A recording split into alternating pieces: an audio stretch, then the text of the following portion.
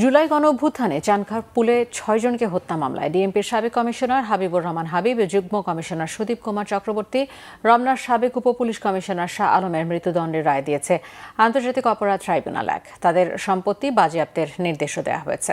এছাড়া সহকারী police commissioner Imrul Hasan সহ ৫ জনকে বিভিন্ন মেয়াদে সাজা দেওয়া হয়েছে। রায়ে ন্যায় বিচার হয়নি বলে আপিল করবে জানিয়েছে প্রসিকিউশন ও আসামি পক্ষ। এদিকে রায়ে ক্ষোভ জানান নিহতদের পরিবার। আহমেদ সারোয়ারের রিপোর্ট।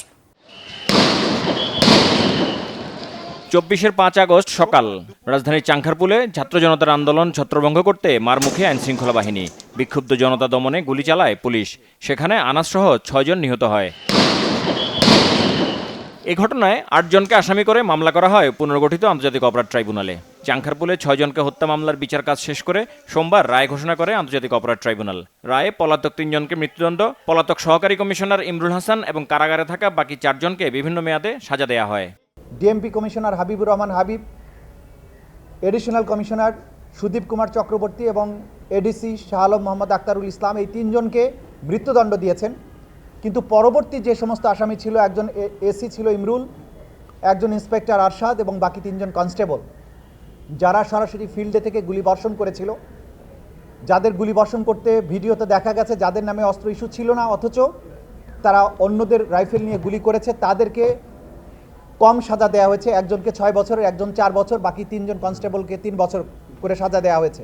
যে ৩ জনের বিরুদ্ধে মৃত্যুদণ্ড দেওয়া হয়েছে তাদের যত সম্পদ আছে সেগুলো রাষ্ট্রের অনুকূলে বাজেয়াপ্ত করার জন্য নির্দেশ দেওয়া হয়েছে। আর বাকিটা এই বাজেয়াপ্তকৃত সম্পদ কাদেরকে দেওয়া হবে সেই ব্যাপারটা পূর্ণাঙ্গ রায় পেলে আমরা হয়তো বুঝতে পারবো যে সেখানে কী ধরনের অবজারভেশন আছে।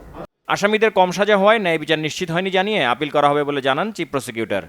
আদালতে যখন তাদের অফেন্স প্রমাণিত হয়েছে, ক্রাইমস এগেনস্ট হিউম্যানিটি প্রমাণিত হয়েছে, ওয়াইড স্প্রেড এবং সিস্টেম্যাটিক অ্যাটাক প্রমাণিত হয়েছে এবং এই আসামিরা তারা প্রকাশ্যে গুলি করেছিল সেটা প্রমাণিত হয়েছে, এরপরে তাদেরকে যে সাজা দেওয়া হয়েছে আমরা মনে করি এটা ন্যায়সঙ্গত হয়নি।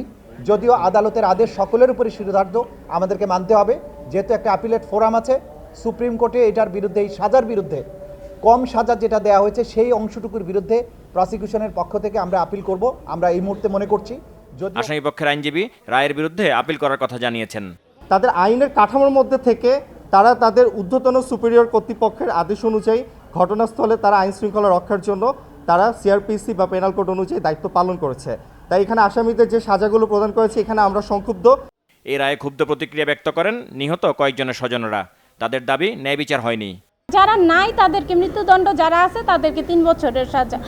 আমি এই মানতে পারি না। এই সাজা আমাদের শহীদ পরিবারের সাথে বৈষম্য করা হয়েছে। আপনারাই বলেন যে এটা কি কোনো সাজা হলো? আমরা তীব্র নিন্দা জানাই। এটি আন্তর্জাতিক অপরাধ ট্রাইব্যুনাল ১-এর প্রথম মামলা আর দ্বিতীয় রায়।